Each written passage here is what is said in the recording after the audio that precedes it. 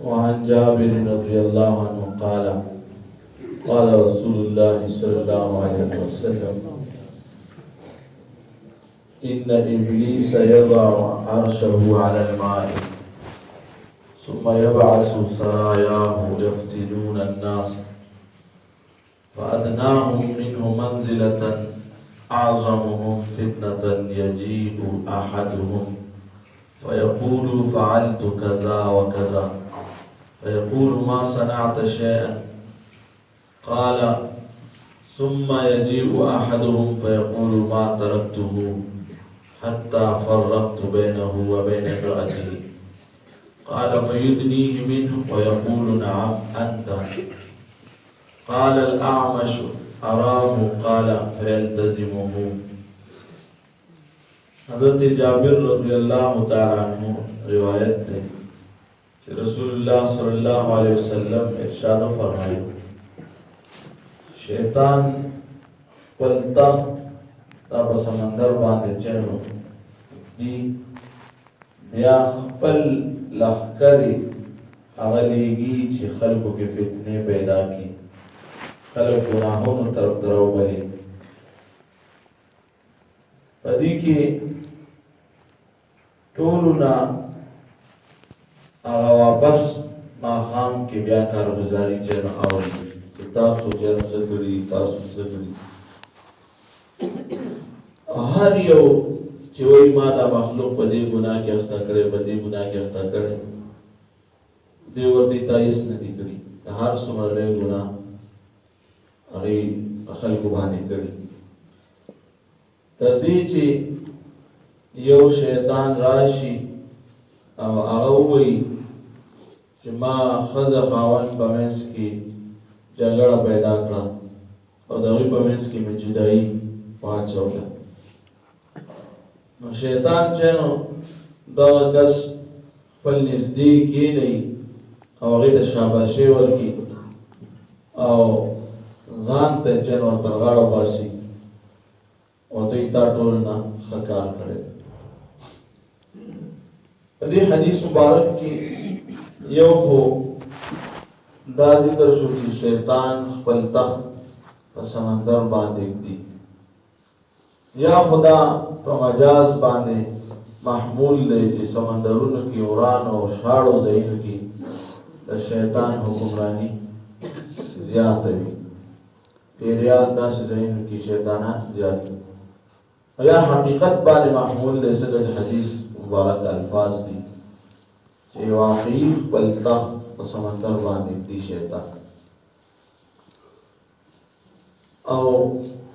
بیا خپل ذریت اولاد د لیږي چې مخلوق کې فتنې پیدا کړي خلک په ګناهونو کې اخته کړي ټولنا نږدې او اهم د شیطان ته شیطانونه خوشحالېږي او ځان سره نږدې کېږي او دوی زما اصلي بچی دی څوک چې د ښځې خاوند په منځ کې هغه دشمني پیدا کړي او طلاق پورې خبره چې هغه لاړه شي دې کې دو خاندانونو مستقل دشمنی او د هغوی په منځ کې یو فتنه پیدا کېدل دي د ښځې خاوند په منځ کې چې جدایي راشي نو دا د ښځې خاندان او د خاوند خاندان دې منځ کې یو قسم دشمني پیدا شي د په سر باندې خبره کله کله ډېر مخکې لاړه شي او دویم د دې اولاد باندې اثر پرېوځي اولاد یې ګډوډ شي آینده لپاره نو ځکه چې شیطان ډېر خوشحالېږي او د مسلمان یو د دنیا کور ورانېږي یو خو څوک قتل شي نو هغې کې صرف یو کس ګناهګار شي او دا کوم سړی چې مقتول وي د هغې خو کم از کم آخرت ښه شي نو دلته چې کوم دنیا هغه کور ورانېږي نو دې کې کله کله چې د طلاق په شکل کې داسې وي او نن سبا دا خبره عام هم دی چې دا خاوند ښځې له په دې جنګ جګړه کې طلاق ورکړي د روسیې او د غضب په وخت کې دغه وخت کې خو نور څوک نه وي یا د ناپوهتیا د وجې نه داسې الفاظ استعمال کړي چې د هغې د وجې نه طلاق واقع شوي او دوی چې کله غصه ختمه شي دوی پوه نه وي چې مونږ خو طلاق واقع شوی دی او هغې نه پس هم دوی زندګي تېروي او یا ډېر خلک د شرم د وجې نه چاته وایي نه آینده زندګي د ورشان تېروي نو دې سره څه کېږي ټول عمر په زنا کې وخت تېرېږي او حتی تر دې چې دې نه پس د اولاد پیدا کېږي نو هغه اولاد به حرامزادګان وي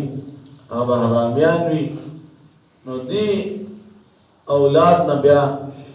شیطان په اسانه سره کار اخیستی شي دا یاد ساته چې حلال نکاح نه سنت طریقې سره جنو زندګي تېرولو سره چې کوم اولاد پیدا شي هغې باندې د شیطان اثر دومره نه کېږي او چې کوم اولاد چې حرام نطفې نه پیدا وي نو هغه اولاد شیطان په اسانۍ سره کنټرول کوي او دنیا کې فتنې او ګناهونه د هغې په ذریعې سره اکثر جنو کوي همدې وجې نه د امام ابو حنیفه رحمت الله تعالی علیه په باره کې راځي چې درس دوران کې د ماشومانو لوبې کولې نو هغوی هغه بال د امام صاحب خوا کې پرېوته نو دې ماشومانو چې نو ټولو هغه لوبې پرېښودې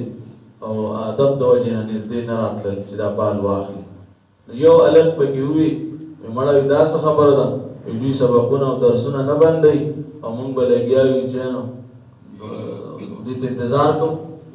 نو بس سیده راغی د هېچا پروا یې ونه کړه او بس منځ کې نه یې دا بال واخیست امام حنیفه رحمت الله تعالی علیه او یا داسې نور ائمه او علما دا ډېر دوشناس او ډېر الله پاک هغه فراست ورکړی لکه حدیث کې چې راځي چې اتقوا فراست المؤمن فانه ينظر بنور الله چې مؤمن پر فراست داسې دی چې د الله په نور باندې ګوري امام حنیفه رحمت الله تعالی فرمایي د دې تحقیق وکړي دا ماشوم بچی د زنا نه پیدایي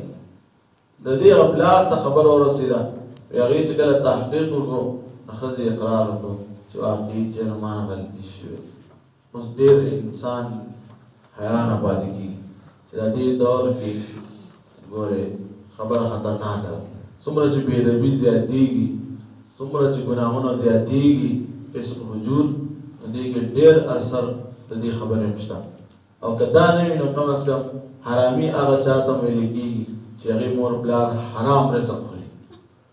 هغوی حرام رزق وي جامې حرام وي خوړلې حرام وي ناسته ولاړې حرام وي هغې نه اولاد پیدا شي هغې کې دا تاثیر نو ډېر کم پاک اولاد پاتې کېږي پوه شو نو دې وجې نه شیطان چې نو دا شیطان ته ډېر زیات دا ورکوي یو دی کې یو عالم نه ما دا اورېدلي چې شیطان بل د هغه چا نه ډېر زیات خوشحالېږي چې څوک دین علم نه محروموي مثال یو څوک دین زده کړې دپاره ځي ماشوم یا هغې نه سپاره واخلي هغه بل کار باندې مشغوله کړي یا لوی سړی وي هغې په زړه کې داسې خبر راولي چې یاره مړه دا اوسګار دي یا بل کار وکړه یا چې بل څه تکبر یې په زړه کې راولي دې قرآن او حدیث ته چې هغه متوجه نه شي یا څه دې باندې شیطان ډېر زیات خوشحاله کېږي الله په حال باندې